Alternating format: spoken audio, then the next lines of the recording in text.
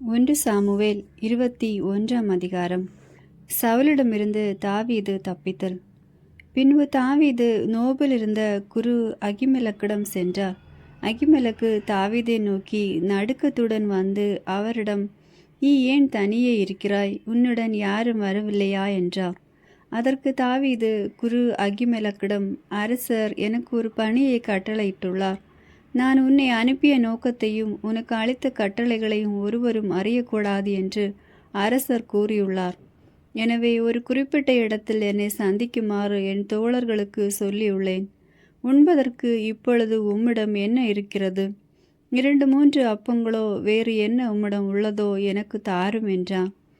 குரு தாவீதை நோக்கி, தூய அப்பமே என்னிடம் உள்ளது, சாதாரண அப்பங்கள் இல்லை. இளைஞர்களான நீங்கள் பெண்களோடு உறவு கொள்ளாமல் இருந்தால் நீங்கள் அதை உண்ணலாம் என்றான். தாவீது குருவை நோக்கி, சாதாரண பயணத்தின் போதே இவ்விளைஞர்கள் பெண்களுடன் உறவு கொள்வதில்லை. இன்றோ சிறப்பு பணியை மேற்கொண்டுள்ளதால் நேற்றும் முந்தின நாளும் தூய்மை காத்துள்ளனர் என்றான். ஆதலால் குரு தூய அப்பத்தை அவருக்கு அளித்தார். ஏனெனில் ஆண்டவரின் திருமுன்னிலே அப்பத்தை தவிர வேறு அப்பம் அங்கில்லை. அது எடுக்கப்படும் நாளில் அதற்கு பதிலாக சூடான அப்பம் அங்கு வைக்கப்படும். சவுலின் பணியாளர்களில் ஒருவனும் ஆண்டவரால் தடை செய்யப்பட்டவனுமான தோயகு என்ற ஏதோமியன் அந்நாளில் அங்கே இருக்க நேர்ந்தது. அவன் சவுலின் இடையர்களுக்கு தலைவன். அப்பொழுது தாவீது அகிமெலக்கிடம், இங்கு ஈட்டியோ வாளோ உம்மிடம் உள்ளதா?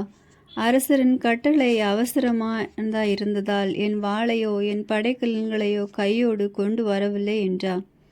குரு அவரிடம், ஏலா பள்ளத்தாக்கில் நீ கொன்ற பெலிஸ்தியன் கோலியாத்தின் வாள் அதோ ஏபோத்துக்கு பின்னால் துணிகளில் பொதிந்து வைக்கப்பட்டுள்ளது. நீ விரும்பினால் அதை எடுத்துக்கொள்ளலாம். அதை தவிர வேறு வாள் இங்கு இல்லை என்று கூறினார். அதற்கு தாவீது, அதற்கு நிகரானது வேறில்லை, அதை எனக்கு தாரும் என்றார். பிறகு தாவீது அந்நாளில் தப்பியோடி காத்தின் மன்னன் ஆக்சியிடம் சென்றான். ஆக்சின் அலுவலர்கள் அவரிடம், இவன் இஸ்ரேல் நாட்டு அரசன் தாவீது அன்றோ? சவுல் 1000 பேரை கொன்றான், தாவீதோ 10,000 பேரை கொன்றான் என்று பெண்கள் நடனமாடி தங்களுக்குள் பாடிக்கொள்ளவில்லையா என்றனர். தாவீது வார்த்தைகளை தம் மனதில் வைத்துக்கொண்டு காத்தின் அரசன் ஆக்கீஸை முன்னிட்டு மிகவும் அஞ்சினார். அதனால் தம் முகத்தோற்றத்தை மாற்றிக்கொண்டு வாயிற் கதவுகளில் கிறுக்கிக் கொண்டு தாடி வழியே வாயிலிருந்து நுரை ஒழுக செய்து அவர்கள் முன்னிலையில் ஒரு பைத்தியக்காரன் போல் நடித்தார்.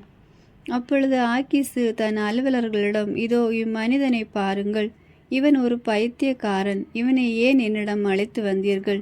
என் முன்னிலையில் பைத்தியக்காரத்தனத்தை காட்ட நம்மிடம் பைத்தியங்கள் குறைவா?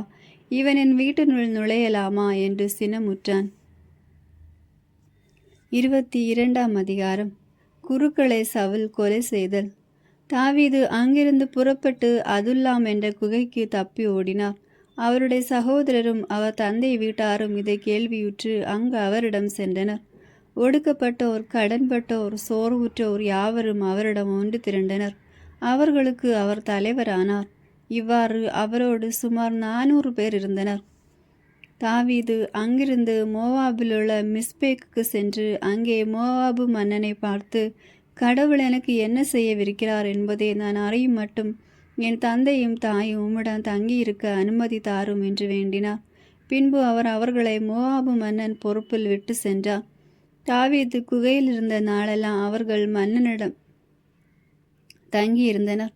பின்பு இறைவாக்கினர் காது தாவீதை கண்டு, நீ குகையில் தங்காதே, யூதா நாட்டுக்கு புறப்பட்டு போ என்றார். எனவே தாவீது புறப்பட்டு ஏரெத்து என்ற காற்றுக்கு சென்றார். தாவீதும் அவருடன் இருந்த வீரர்களும் கண்டுபிடிக்கப்பட்டதை சவுல் கேள்விப்பட்டார். கிபையாவிலிருந்து தலை மலை மீது தமாரிசுக்கு மரத்தின் கீழ் சவுல் கையில் தன் ஈட்டியை வைத்துக்கொண்டு அமர்ந்திருந்தார். அவருடைய எல்லா அலுவலர்களும் அவரை சூழ்ந்து நின்றனர். சவுல் தன்னை சூழ்ந்து நின்ற பணியாளர்களை நோக்கி, பென்யமீன் புதல்வர்களே, கேளுங்கள், ஈசாயின் மகன் உங்கள் ஒவ்வொருவருக்கும் வயல்களையும் திராட்சை தோட்டங்களையும் கொடுப்பானோ?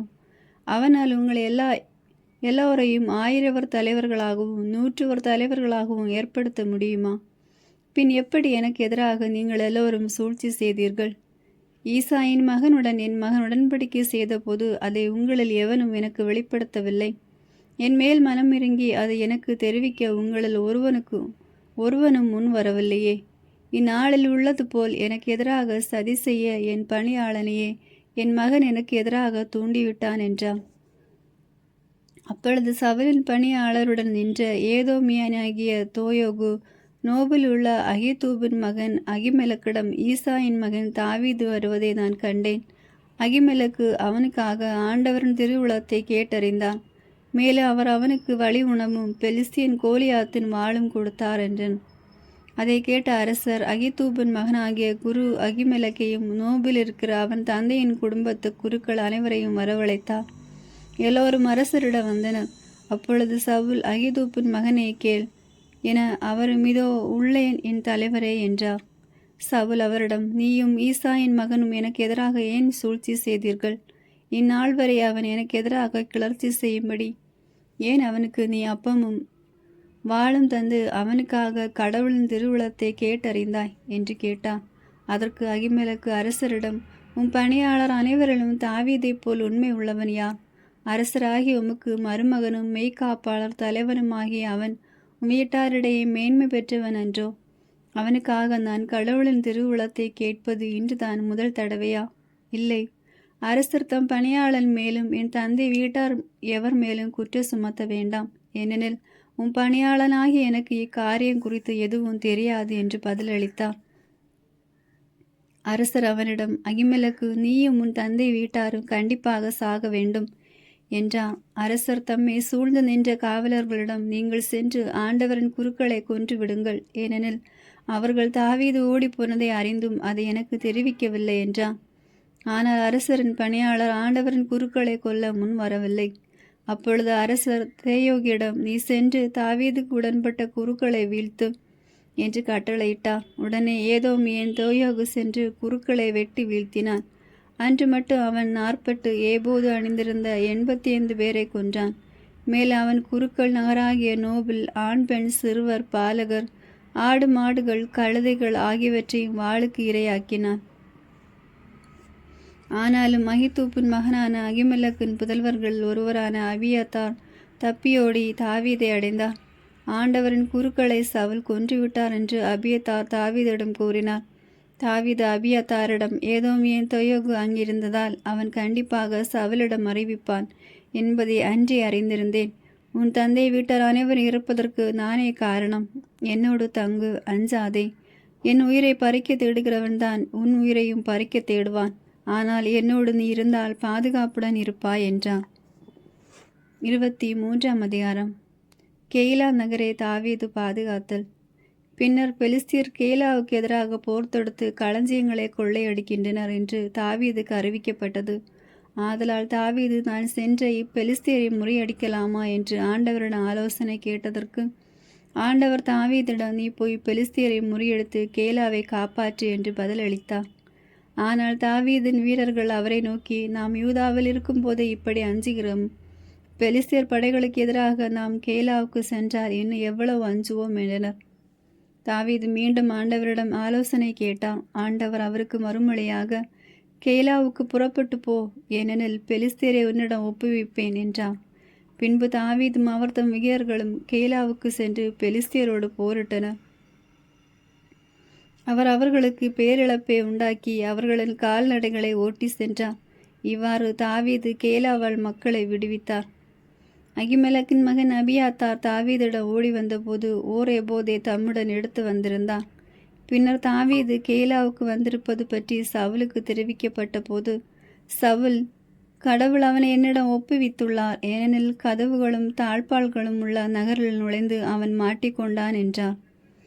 அடுத்து கேலா மீது படையெடுத்து தாவீதையும் அவர் வீரர்களையும் முற்றுகையிடுமாறு சவுல் தம் வீரர்கள் எல்லோரையும் போருக்கு அழைத்தார்.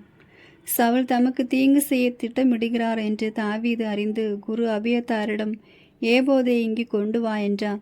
பிறகு தாவீது, இஸ்ரேலின் கடவுளாகிய ஆண்டவரே, என் பொருட்டு சவுல் கேலாவுக்கு வந்து அந்நகரை அழிக்க திட்டமிட்டுள்ளதை அடியான் நான் பன்முறை கேள்விப்பட்டேன். கேலாவின் குடிமக்கள் என்னை அவரிடம் ஒப்புவிப்பார்களா?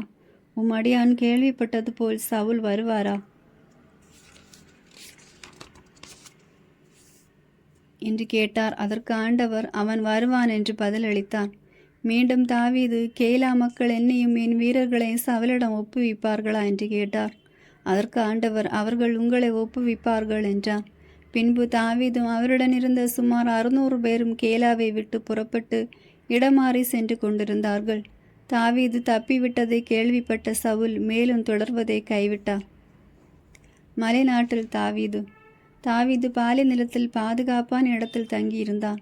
மலைநாடான சீபு பாலைநில பகுதிகளில் தங்கியிருந்தவரை சவுல் ஒவ்வொரு நாளும் தேடியும் கடவுள் அவரை அவரிடம் ஒப்புவிக்கவில்லை.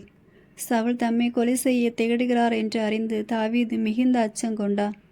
ஆதலால் ஓர்சாவில் உள்ள சீபு பாலை நிலத்தில் தங்கியிருந்தார். சவுலின் மகன் யோனத்தான் புறப்பட்டு ஓர்சாவில் இருந்த தாவீதிடம் வந்து கடவுள் அவரை பாதுகாப்பார் என்று திடப்படுத்தினார். அவர் தாவீதிடம், அஞ்சாதே, என் தந்தை சவுல் உன்னை கண்டுபிடிக்க மாட்டார். நீ இஸ்ரேலுக்கு அரசனாவாய். அப்பொழுது நான் உனக்கு அடுத்த இடத்தை வகிப்பேன். என் தந்தை சவுல் கூட இதை அறிவார் என்றார். ஆண்டவர் திரும்பன் இருவரும் உடன்படிக்கை செய்து கொண்டனர். தாவீது ஓர்சாவிலே இருக்க யோனத்தான் வீடு திரும்பினான்.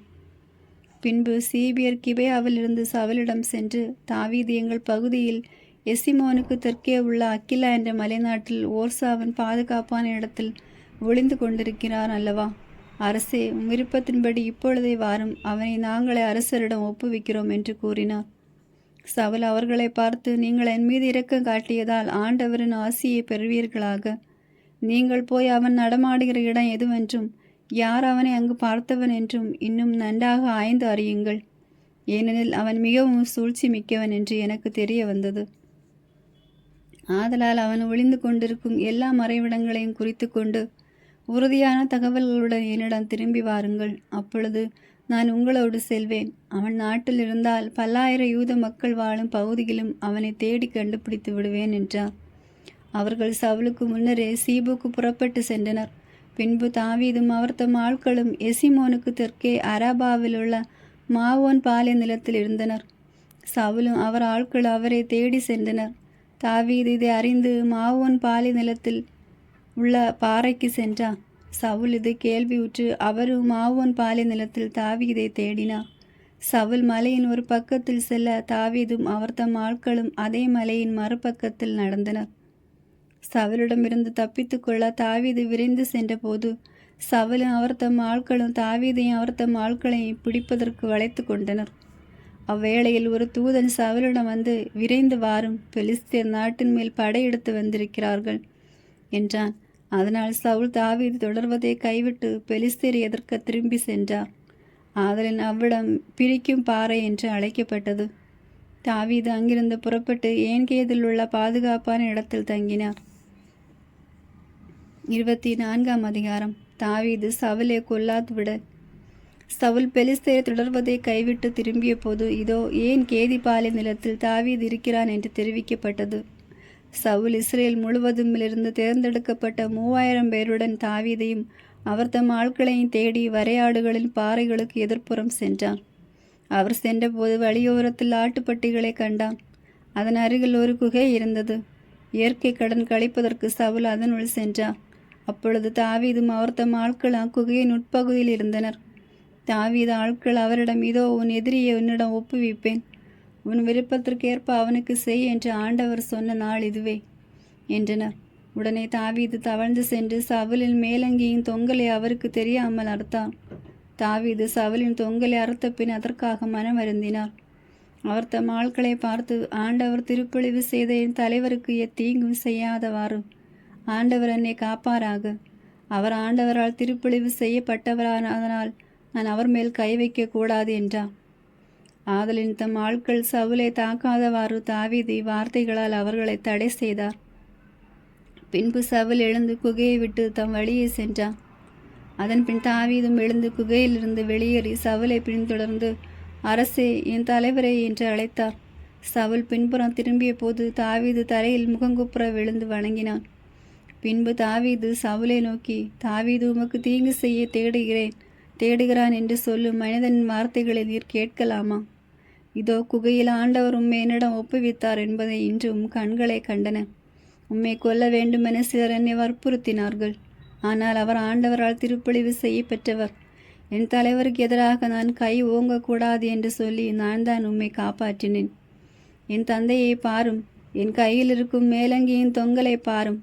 உம்மை கொல்லாமல் மேலங்கியின் தொங்கலை மட்டும் மறுத்து எடுத்துள்ள என் செயலை பார்த்தாலே என்னிடம் யாதொரு குற்றமோ துரோகமோ இல்லை என்பதை நீர் அறிவீர். நீர் என் உயிரை பறிக்க தேடினாலும் உமக்கு எதிராக நான் ஒரு குற்றமும் செய்யவில்லை. உமக்கும் எனக்கும் ஆண்டவர் நடுவராய் இருப்பாராக. என் பொருட்டு ஆண்டவரை உமக்கு நீதி வழங்கட்டும். ஆனால் உமக்கு எதிராக என் கை எழாது.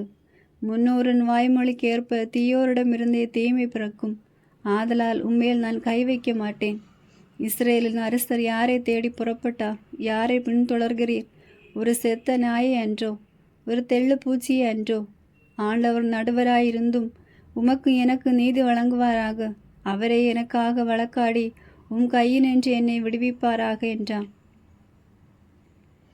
தாவீது இவ்வாறு சவுலிடம் பேசி முடித்த பின் சவுல், என் மகன் தாவீதே, இது உன் குரல் தானா என்று சொல்லி உரத்த குரலில் அழுதார்.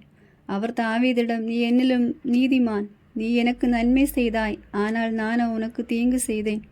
ஆண்டவர் என்னை உன்னிடம் ஒப்புவித்திருந்தும் நீ என்னை கொல்லவில்லை. இதனால் நீ எனக்கு நன்மையை செய்து வந்திருப்பதை இன்று நீ வெளிப்படுத்தியிருக்கிறாய். என்னில் ஒருவன் தன் எதிரியை கண்ட பின் அவன் நலமுடன் செல்ல அனுமதிப்பானா? இன்று நீ எனக்கு செய்த நன்மைக்கு ஈடாக ஆண்டவர் உனக்கு நன்மை செய்வாராக. இதோ நீ திண்ணமாய் அரசனாவாய் என்று இஸ்ரேலின் அரசை நீ உறுதிப்படுத்துவாய் என்றும் இப்பொழுது நான் அறிகிறேன். ஆதலால் எனக்கு பின்வரும் என் வழிமரபை நீ வேறறுப்பதில்லை என்றும் என் தந்தை வீட்டாரிலிருந்து என் பெயரை அழிக்க மாட்டாய் என்றும் ஆண்டவர் மேல் எனக்கு ஆணையிட்டு கூறு என்றான். அவ்வாறே தாவீதும் சவுலுக்கு ஆணையிட்டு கூறினார். பின்னர் சவுல் வீடு திரும்ப தாவீதும் அவர் தம் ஆட்களும் பாதுகாப்பான இடம் நோக்கி சென்றனர். 25ஆம் அதிகாரம். சாமுவேலின் இறப்பு. சாமுவேல் இறந்தார். இஸ்ரேலர் எல்லோரும் ஒன்று கூடி அவருக்காக துக்கம் கொண்டாடினர். பின்பு அவர்கள் அவரை ராமாவில் உள்ள அவரது இல்லத்தில் அடக்கம் செய்தனர். தாவீது புறப்பட்டு பாரான் பாலை நிலத்திற்கு சென்றார். தாவீதும் அபிகாயிலும். கர்மேலில் சொத்துக்களுடைய ஒருவன் மார்வோனில் இருந்தான். அம்மனிதன் செல்வமிக்கவன். அவனுக்கு 3000 ஆடுகளும் 1000 வெள்ளாடுகளும் இருந்தன. அவன் கர்மேலின் தன் ஆடுகளுக்கு ரோமம் கத்தரித்து கொண்டிருந்தான். அம்மனிதனின் பெயர் நாபால். அவர் மனைவியின் பெயர் அபிகாயில். அப்பெண் மிகுந்த அறிவும் அழகும் வாய்ந்தவள். அவள் கணவனோ முரடனும் இழிந்தவனுமாயிருந்தான். அவன் ஒரு காலேபியன். நாபால் தன் ஆடுகளுக்கு ரோமம் கத்தரிப்பதாக தாவீது பாலை நிலத்தில் கேள்வியுற்றான். தாவீது அங்கே 10 இளைஞர்களை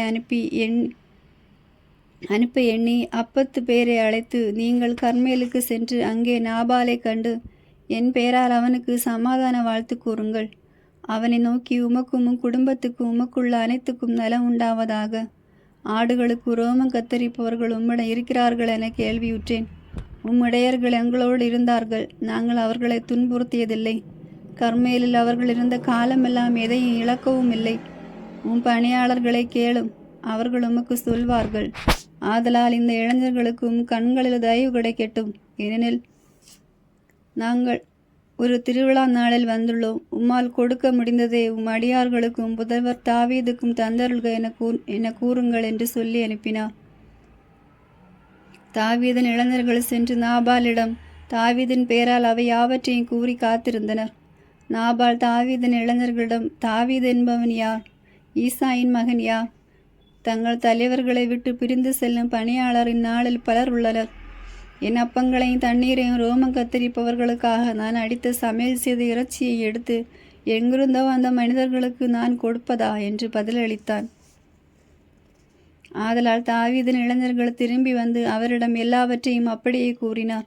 தாவீது தம் ஆட்களை நோக்கி, நீங்கள் அவர் வாளை எடுத்து கட்டி கொள்ளுங்கள் என்றார். அதன்படி அவர்கள் ஒவ்வொருவரும் தன் வாளை கட்டி கொண்டான்.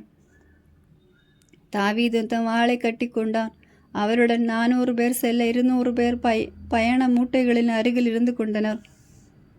நாபாலுடைய பணியாளர்களில் ஒருவன் அவர் மனைவி அபிகாயிலிடம், இதோ நம் தலைவருக்கு வாழ்த்து சொல்ல பாலை நிலத்திலிருந்து தாவீது தூதர்களை அனுப்பினார். அவர்களை இவர் அவமானப்படுத்தி விட்டார். இருப்பினும் அந்த ஆட்கள் எங்களுக்கு நன்மையை செய்தனர். எங்களை துன்புறுத்தியதில்லை. நாங்கள் வயல்வெளிகளில் அவர்களோடு நடமாடிய காலமெல்லாம் எதையும் இழக்கவும் இல்லை. நாங்கள் ஆடுகளை மேய்த்து கொண்டு அவர்களோடு வாழ்ந்த நாள் முழுவதும் அவர்கள் இரவு பகலும் எங்களை சுற்றிலும் சுவராக இருந்தனர். எனவே இதை அறிந்த நீர் யோசித்து என்ன செய்ய முடியும் என்று பாரும். ஏனெனில் நம் தலைவர் மேலும் அவர் வீட்டார் மேலும் கண்டிப்பாக தீமை வரவிருக்கிறது. இவரோ யாருமே அவரோடு பேச துணியாத அளவுக்கு தீய குணமுடையவராயிருக்கிறார் என்றனர். இதை கேட்ட அபிகாயில் 200 அப்பங்கள், 2 துருத்தி திராட்சைப்பழ ரசம், தோல் உரித்த 5 ஆடுகள், 5 படி வறுத்த பயறு, திராட்சைப்பழ அடைகள் 100, அத்திப்பழ அடைகள் 200 ஆகியவற்றை விரைந்து எடுத்து ஒரு கழுதை மேல் ஏற்றினார். அவர் தம் பணியாளர்களை நோக்கி, நீங்கள் எனக்கு முன்னே செல்லுங்கள், நான் உங்களுக்கு பின் வருகிறேன் என்றார். ஆனால் இதை பற்றி தம் கணவன் நாபாலிடம் தெரிவிக்கவில்லை. அவர் கழுதை மேல் ஏறி பயணமாகி மலை சரிவு பாதையில் இறங்கி வருகையில் தாவீதும் அவருடைய ஆட்களும் அவரை நோக்கி இறங்கி வந்தனர். அவர் அவர்களை சந்தித்தார். அப்பொழுது தாவீது, இந்த மனிதனுக்கு பாலை நிலத்தில் இருந்ததையெல்லாம் நான் காப்பாற்றியது வீண்தான். அவனுடைய பொருட்கள் எதையும் அவன் இழக்கவில்லை. இருப்பினும் நன்மைக்கு பதிலாக அவன் எனக்கு தீமையை செய்தான். அவனுக்கு சொந்தமானவர்களில் ஓர் ஆண்மகன் கூட பொழுது விடியும் மட்டும் நான் உயிரோடு விட்டு வைத்தால் கடவுள் அதற்கும் மேலும் தாவீதை தண்டிப்பாராக என்று சொல்லி கொண்டிருந்தான். அபிகாயில் தாவீதை பார்த்தபோது கழுதையில் நின்று வேகமாக இறங்கி அவர் முன் தரையில் முகங்குப்புற விழுந்து வணங்கினார். அவர் தாவீதின் காலில் விழுந்து, என் தலைவரே, பழி என்மேல் மட்டும் இருக்கட்டும். அடியவள் சொல்ல போவதை நீர் செவி கொடுத்து கேட்க வேண்டுகிறேன். என் தலைவரை, அந்த தீய குணமுடைய மனிதராகிய நாபாலை பொருட்படுத்த வேண்டாம். ஏனெனில் அவர் தம் பெயருக்கு ஏற்ப ஒரு மூடர். நாபால் என்பது அவரது பெயர்.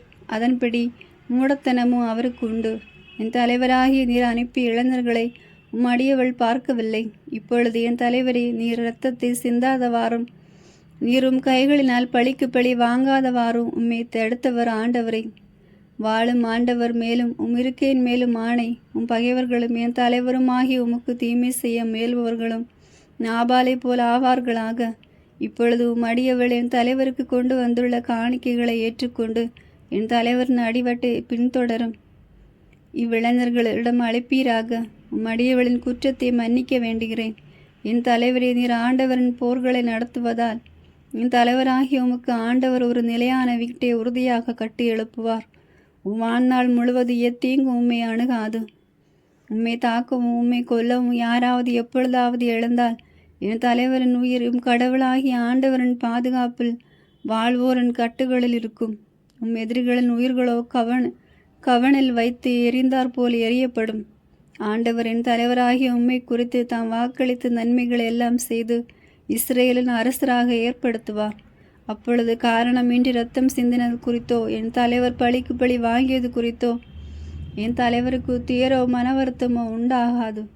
என் தலைவராகிய உமக்கு ஆண்டவர் வெற்றி அளிக்கின்ற போது அடியவளை நினைவு கூர்ந்தருளும் என்றான். தாவீது அபிகாலை நோக்கி, இன்று உன்னை என்னிடம் அனுப்பிய இஸ்ரேலின் கடவுளாகிய ஆண்டவர் வாழ்த்து பெறுவாராக. இரத்தப்பழி குற்றத்திலிருந்தும் பழி தீர்ப்பதிலிருந்து என்னை இன்று தடை செய்து நீ ஆசி பெறுவாய். உன் நுண்ணறிவும் ஆசி பெறுவதாக. நீ விரைவாக என்னை சந்திக்க வராதிருந்தால் பொழுது விடுவதற்குள் நாபாலுக்கு சொந்தமான வயல்களில் ஓர் ஆண்மகனை கூட உயிரோடு விட்டு வைத்திருக்க மாட்டேன். இதை உனக்கு தீங்கு செய்வதிலிருந்து என்னை தடுத்த இஸ்ரேலின் கடவுளாகிய ஆண்டவர் பேரால் உறுதியாக சொல்கிறேன் என்றான். பின்பு அபிகாயில் தமக்கு கொண்டு வந்ததை தாவீது அவரிடமிருந்து பெற்றுக்கொண்டு அவரை நோக்கி, சமாதானத்துடன் நீ உன் வீட்டுக்கு போ. உனக்கு செவி கொடுத்து உன் வேண்டுதலை நிறைவேற்றியுள்ளேன் என்றான். அபிகாயில் நாபாலிடம் வந்த பொழுது அவன் அரச விருந்துக்கு ஒப்பான விருந்தொன்றை தன் வீட்டில் அனுபவித்து கொண்டிருந்தான்.